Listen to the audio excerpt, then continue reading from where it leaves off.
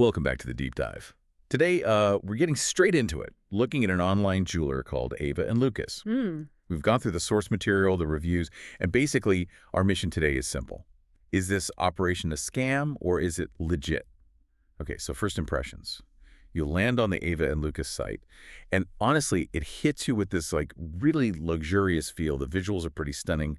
Our review notes mentioned it genuinely gives off this high-end kind of upscale vibe. Yeah, absolutely. You see these really polished, elegant photos, Yeah. rings, necklaces, earrings. Looks like something out of a magazine. Yeah. Visually, yeah, it ticks all the boxes. You think, okay, this looks like a reputable, quality jeweler. And that presentation, that visual part, it's so important, right? It builds that initial layer of trust. But that trust gets questioned almost immediately when you look at their pricing strategy. Right, the pricing. Exactly. That tension, that contrast between the glossy look and the, well, very aggressive pricing, that's the real signal we need to unpack here. Okay, let's talk about that pricing then. Because the big thing on their site right now is this. They call it a closure sale. Mhm. And it's not just a sale, it's massive. We're talking discounts, like up to 80% off on pretty much everything. And right there, that's the first major red flag, an 80% discount across the board like that. For what's supposed to be legitimate jewelry, especially gold, Yeah. that's extremely unusual, highly suspect. Mhm. Trustworthy jewelers just don't slash prices that dramatically unless maybe they're liquidating actual high-cost stock. And even then, 80% is. Yeah. It raises questions immediately. Okay, but let me push back on that a bit.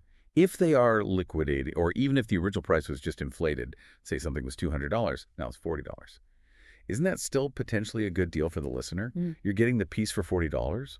Why should you care about the reason for the discount if the final price seems low? That's a really critical point. And the reason you should care is because that kind of discount, that huge percentage off, it's often not about offering genuine value. It's more about creating this sense of manufactured urgency.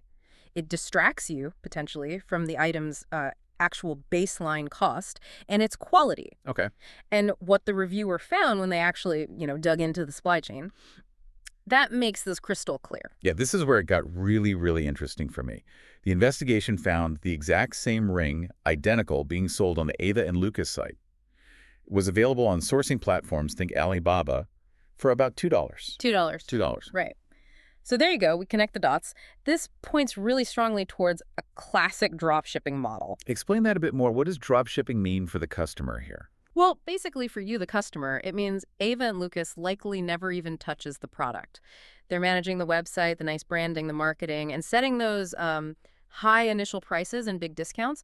But the actual item, that $2 ring, it's probably shipped directly from an overseas supplier straight to your door. Okay, so the 80% discount isn't off some high-value item. It's off an inflated price for a very cheap item. Exactly. This changes the whole equation. You're not actually paying $40 for a heavily discounted piece of, say, fine jewelry. You're paying maybe $38 extra, essentially, for the perception of luxury, for the Ava and Lucas brand experience, and for their marketing.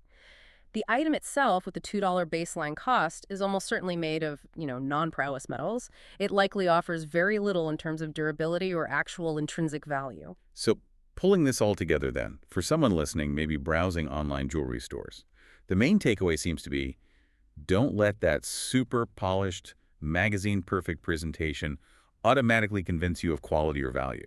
You really need to look closely at the pricing context. Are the discounts too good to be true? And maybe try to see if you can find that item, or very similar items, elsewhere for a baseline cost before you hit buy.